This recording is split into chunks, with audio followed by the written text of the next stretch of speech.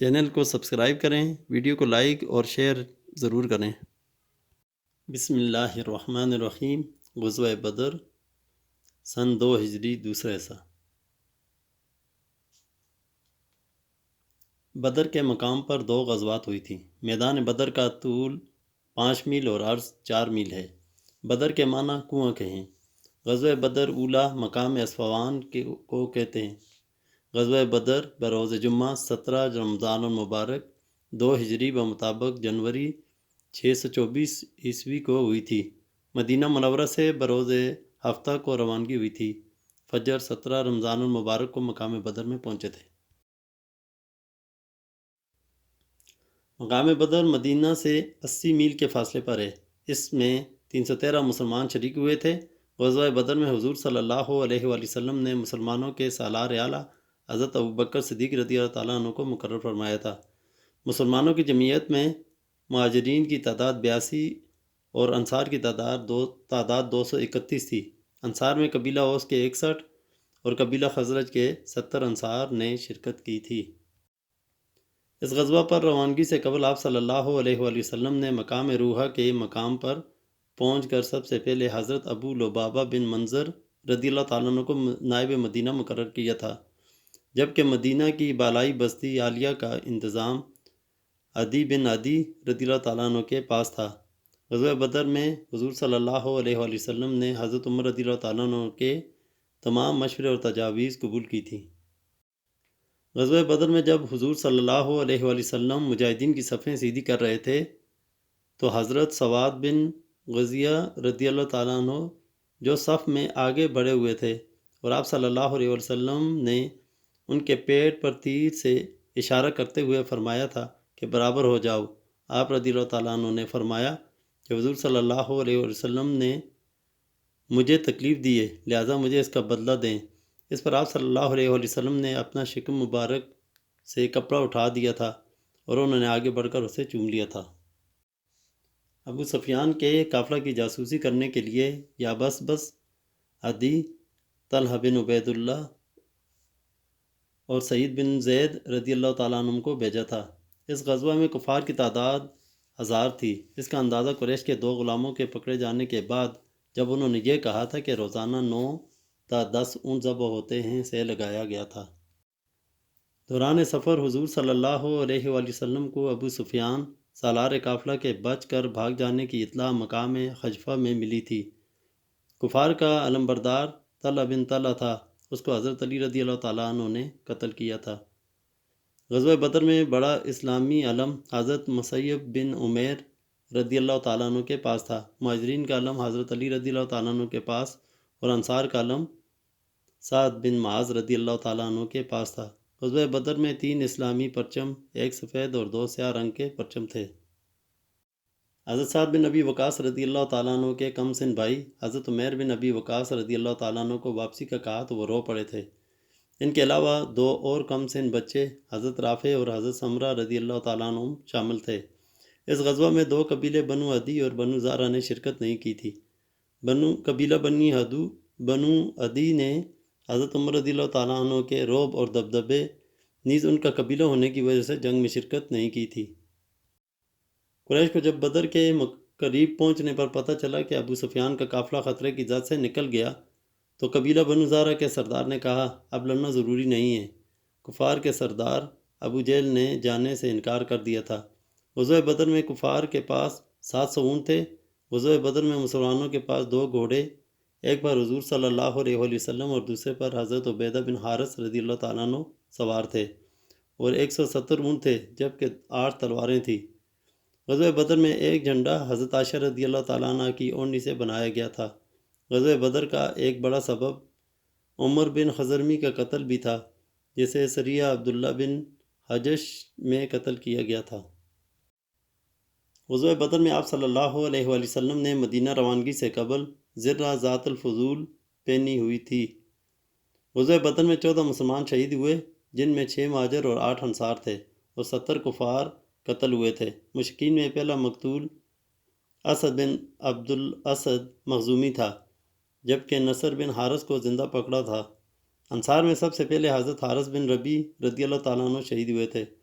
غزوہ بدر کے سب سے کم سن شہید حضرت عمیر بن ابی وقاص رضی اللہ تعالیٰ عنہ تھے۔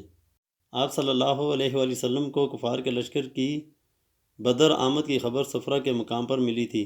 مقام صفرہ پر مشاورت میں مہاجرین کی طرف سے حضرت ابوبکر صدیق رضی اللہ تعالیٰ عنہ، حضرت عمر رضی اللہ تعالیٰ عنہ اور حضرت مقداد بن عمر رضی اللہ تعالیٰ عنہ نے تقریریں کی تھیں، جبکہ انصار کی جانب سے سعد بن معاذ رضی اللہ تعالیٰ عنہ نے تقریر کی تھی۔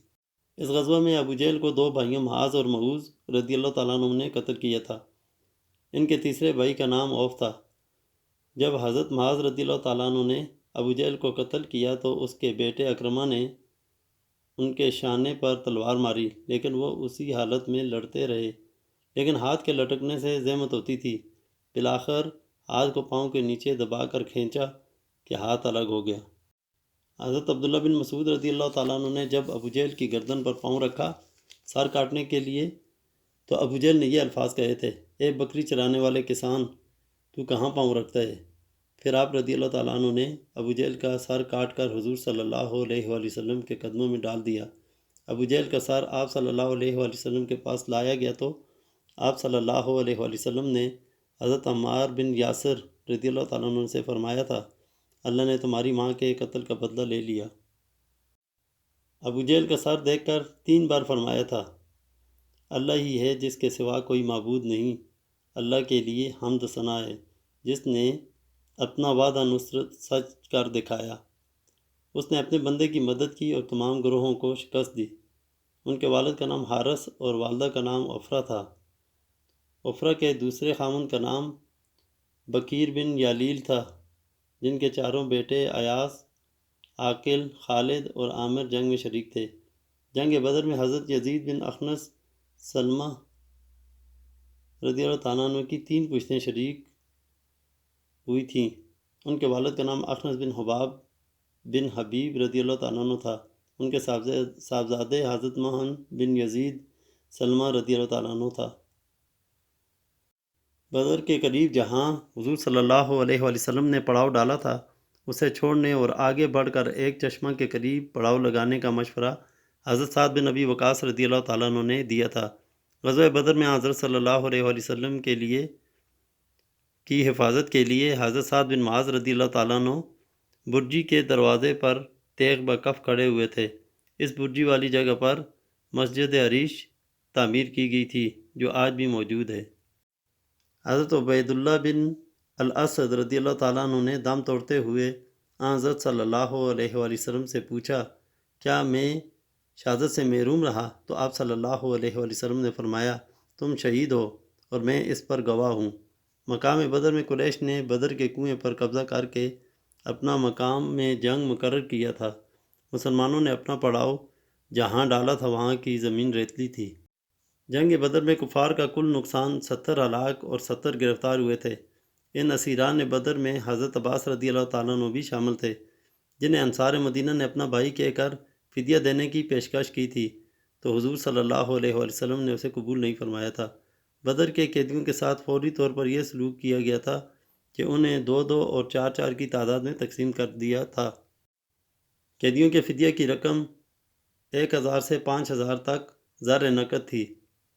فدیہ دینے کی درخواست حضرت ابوبکر صدیق رضی اللہ تعالیٰ عنہ نے پیش کی تھی۔ غزوہ بدر کے مال غنیمت میں 10 گھوڑے اور 150 اونٹ ملے تھے۔ حضرت صلی اللہ علیہ وآلہ وسلم نے مال غنیمت میں سے تلوار ذوالفقار حاصل فرمائی تھی۔ ابو جہل سے حاصل کی گئی تلوار آپ صلی اللہ علیہ وآلہ وسلم نے حضرت عبداللہ بن مسعود رضی اللہ تعالیٰ عنہ کو دی تھی۔ مال غنیمت وادی صفرہ کے مقام پر حضرت عبداللہ بن ابی کعب رضی اللہ تعالیٰ عنہ کی نگرانی میں تقسیم کیا تھا۔ غزوہ بدر میں شریک نہ ہونے کے باوجود 8 صحابہ کرام رضی اللہ عنہم مال غنیمت کے حقدار قرار پائے تھے۔ حضرت عثمان غنی رضی اللہ تعالیٰ عنہ، حضرت طلحہ بن عبداللہ رضی اللہ تعالیٰ عنہ، حضرت سعید بن زید رضی اللہ تعالیٰ عنہ، حضرت ابو لبابہ رضی اللہ تعالیٰ عنہ، حضرت عاصم بن عدی رضی اللہ تعالیٰ عنہ، حضرت حارث بن حاطب رضی اللہ تعالیٰ عنہ، حضرت حارث بن الحمہ رضی اللہ تعالیٰ عنہ اور خوات بن جبیر رضی اللہ تعالیٰ عنہ۔ اسیران بدر کو قتل کرنے کی تجویز حضرت عمر رضی اللہ تعالیٰ عنہ اور حضرت سعد بن معاذ رضی اللہ تعالیٰ عنہ نے دی تھی، اور اسیران بدر کو جلانے کی رائے حضرت عبداللہ بن رواحہ رضی اللہ تعالیٰ عنہ نے دی تھی، جن کے پاس زر بالکل نہ تھا۔ انہیں مدینہ کے بچوں کو لکھنا پڑھنا سکھانے کی ذمہ داری دی گئی تھی۔ فی قیدی 10 بچے پڑھانے کا فیصلہ ہوا تھا۔ اسیران بدر میں سے جن قیدیوں نے بچوں کو پڑھانے کی ذمہ داری لی تھی، ان سے حضرت زید بن ثابت رضی اللہ تعالیٰ عنہ نے پڑھنا لکھنا سیکھا تھا۔ 3 قیدیوں کو بلا زر فدیہ احسان کے طور پر چھوڑا گیا تھا۔ یہ 3 ابو عزہ شاعر تھا، اصل نام عمر بن عبداللہ تھا۔ مطب بن حنطب بعد میں مسلمان ہو گئے تھے، اور سیفی بن ابی رفاہ۔ ابو عزہ شاعر تھا، اصل نام عمر بن عبداللہ تھا۔ اس کو چھوڑنے کی وجہ اس کی 5 معصوم بچیاں تھیں جن کے وہ واحد کفیل تھے۔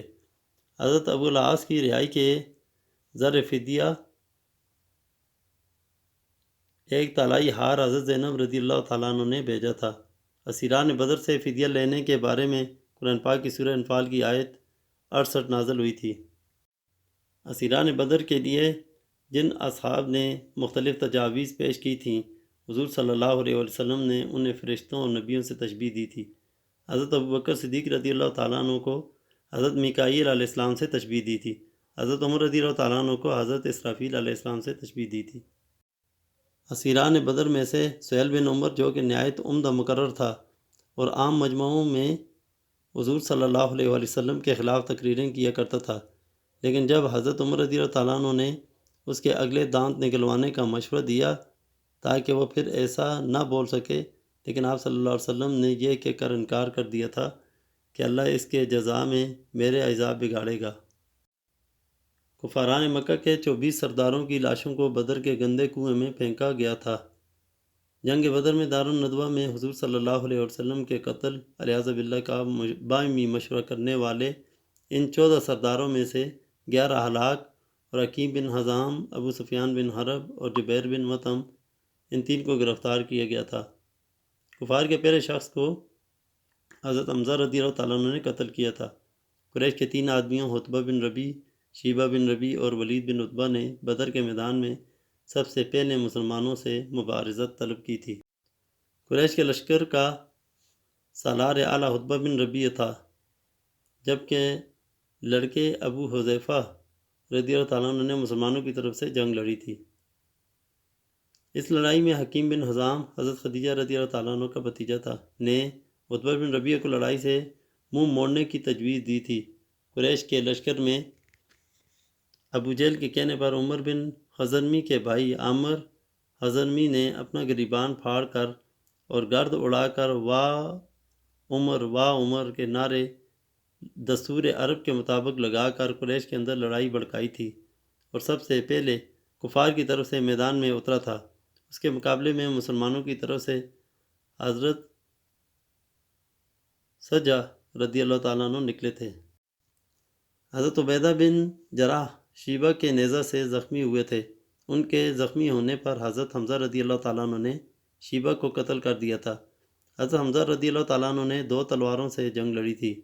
اللہ تعالیٰ نے میدان بدر میں بارش برسا کر کفار کے میدان پڑاؤ کو دلدل بنا دیا تھا۔ اس کے متعلق قرآن پاک کی سورہ انفال آیت نمبر 11 میں آیا ہے، جو فوجیں آپس میں لڑیں ان میں تمہارے لیے عبرت کی نشانیاں ہیں۔ ایک فوج خدا کی راہ میں لڑ رہی تھی اور دوسری فوج کافروں کی تھی۔ اس کا ذکر قرآن پاک کی سورہ آل عمران آیت نمبر 11 میں آیا ہے۔ قریش کے مقابلے کے لیے مسلمانوں کی طرف سے عوف بن حارث رضی اللہ تعالیٰ عنہ، معوذ بن عفرہ رضی اللہ تعالیٰ عنہ، عبداللہ بن رواحہ رضی اللہ تعالیٰ عنہ میدان جنگ میں اترے تھے۔ قریش نے مقابلہ کرنے سے انکار کر دیا تو پھر مسلمانوں کی طرف سے حضرت عبیدہ بن حارث، حضرت حمزہ رضی اللہ تعالیٰ عنہ، حضرت علی رضی اللہ تعالیٰ عنہ مقابلے پر اترے تھے۔ عبیدہ بن حارث رضی اللہ تعالیٰ عنہ کا مقابلہ عتبہ بن ربیعہ سے ہوا تھا۔ حضرت حمزہ رضی اللہ تعالیٰ عنہ کا مقابلہ شیبہ بن ربیعہ سے ہوا تھا۔ حضرت علی رضی اللہ تعالیٰ عنہ کا مقابلہ ولید بن عتبہ سے ہوا تھا۔ اس غزوہ میں سب سے پہلے حضرت عبیدہ بن حارث رضی اللہ تعالیٰ عنہ نے حضور صلی اللہ علیہ وسلم کے قدموں میں شہادت پائی تھی۔ لڑائی کے دوران حضرت عکاشہ رضی اللہ تعالیٰ عنہ کی تلوار ٹوٹی تو حضور صلی اللہ علیہ وسلم نے انہیں ایک درخت کی شاخ دی تاکہ وہ اس سے لڑیں، مگر جو ہی انہوں نے لکڑی کو حرکت دی تو وہ فوراً تلوار بن گئی تھی۔ اس تلوار کا نام حضور صلی اللہ علیہ وآلہ وسلم نے اون رکھا تھا۔ پھر اسی تلوار سے لڑتے ہوئے حضرت عائشہ رضی اللہ تعالیٰ عنہ نے جنگ مرتدین میں شہادت پائی تھی۔ جنگ بدر میں آپ صلی اللہ علیہ وآلہ وسلم کفار کی اکثریت اور اپنے اصحاب کی قلت پر ساری رات یہ دعا مانگتے رہے، اے اللہ، اگر مسلمانوں کی یہ جماعت آج ہلاک ہوگی تو زمین پر تیری پرستش نہ ہوگی۔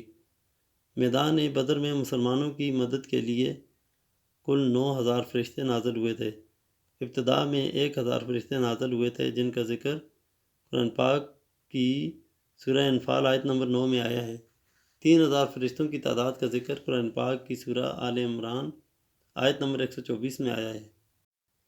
جب کفار کی مدد کے لیے شیطان ابلیس مع اپنے لشکر کے میدان بدر میں آیا تھا، شیطان لعین کے لشکر کی شکل و صورت بنو مزلج کے ہم شکل تھی۔ شیطان خود سراقہ بن مالک مزلجی کے روپ میں آیا تھا۔ جب حضور صلی اللہ علیہ وآلہ وسلم نے جہاد کی ترغیب دی اور شہادت پر جنت کی بشارت دی تو ایک صحابی حضرت عمیر بن حمام رضی اللہ تعالیٰ عنہ کھجور کھا رہے تھے۔ انہوں نے اس کو پھینک کر میدان میں کود پڑے اور لڑتے لڑتے شہید ہو گئے۔ اس جنگ میں مسلمانوں کو کامل فتح حاصل ہوئی تھی۔ مدینہ میں فتح کی خوشخبری سنانے کے لیے حضور صلی اللہ علیہ وآلہ وسلم نے حضرت عبداللہ بن رواحہ اور حضرت زید بن حارثہ رضی اللہ تعالیٰ عنہ کو جانے کا حکم دیا تھا۔ حضرت عبداللہ بن رواحہ رضی اللہ تعالیٰ عنہ کو حضور صلی اللہ علیہ وآلہ وسلم نے مدینہ کی بستی عالیہ کی طرف خوشخبری کی خبر کے ساتھ بھیجا تھا۔ کفاروں کی شکست کی خبر سب سے پہلے عثمان بن عبداللہ خزاعی نے لے کر مکہ گیا تھا۔ اس جنگ میں مشہور صحابی حضرت عثمان غنی رضی اللہ تعالیٰ عنہ نے بوقت وفات حضرت رقیہ رضی اللہ تعالیٰ عنہ شرکت نہیں فرمائی تھی۔ جب آپ رضی اللہ تعالیٰ عنہ کو دفن کیا جا رہا تھا تو حضرت زید بن حارثہ رضی اللہ تعالیٰ عنہ نے فتح کی خوشخبری سنائی تھی۔ آپ صلی اللہ علیہ وآلہ وسلم نے بدر کی لڑائی ختم ہونے کے بعد 3 دن تک قیام فرمایا تھا۔ جنگ بدر میں حضرت صلی اللہ علیہ وآلہ وسلم نے گستاخ رسول ہونے کی پاداش میں قیدی نضر بن حارث کی گردن مارنے کا حکم دیا تھا۔ اس گستاخ کا سر حضرت علی رضی اللہ تعالیٰ عنہ نے مارا تھا۔ امیہ بن خلف کی لاش پھول گئی تھی اور بدبو چھوڑنے لگی تھی۔ اس کو فوری طور پر زمین میں دفن کر دیا تھا۔ حضور صلی اللہ علیہ وآلہ وسلم کی پھوپھی حضرت عاتقہ رضی اللہ تعالیٰ عنہ نے غزوہ بدر ہونے سے پہلے ہی کفار مکہ کا ہولناک انجام خواب میں دیکھ لیا تھا۔ آپ نے اپنا خواب حضرت عباس رضی اللہ تعالیٰ عنہ سے بیان کیا تھا تو حضرت عاتقہ رضی اللہ تعالیٰ عنہ کا خواب سن کر ابو جہل نے کہا تھا، اب تو بنو ہاشم کی عورتیں بھی نبوت کرنے لگیں۔ حضرت عمیر بن وہیب رضی اللہ تعالیٰ عنہ غزوہ بدر کے بعد مکہ سے مدینہ اس لیے گیا تھا کہ حضور صلی اللہ علیہ وسلم پر قاتلانہ حملہ کرے گا، لیکن جب آپ صلی اللہ علیہ وسلم نے اس کی سازش کا راز فاش کر دیا تو وہ بہت حیران ہوا اور فوری مسلمان ہو گیا۔ اہل بدر میں سے حضرت اسد بن اسید رضی اللہ تعالیٰ عنہ نے سب سے آخر میں وفات پائی تھی۔ قرآن پاک میں بدر کے دن کو یوم الفرقان کے نام سے یاد کیا گیا ہے۔ غزوہ بدر کے متعلق قرآن پاک میں سورہ توبہ کی آیت نمبر 42 میں آیا ہے، مسلمانوں نے اپنے لیے بدر میں پانی کا انتظام انصرام بارش کے پانی کو حوض میں جمع کر کے کیا تھا۔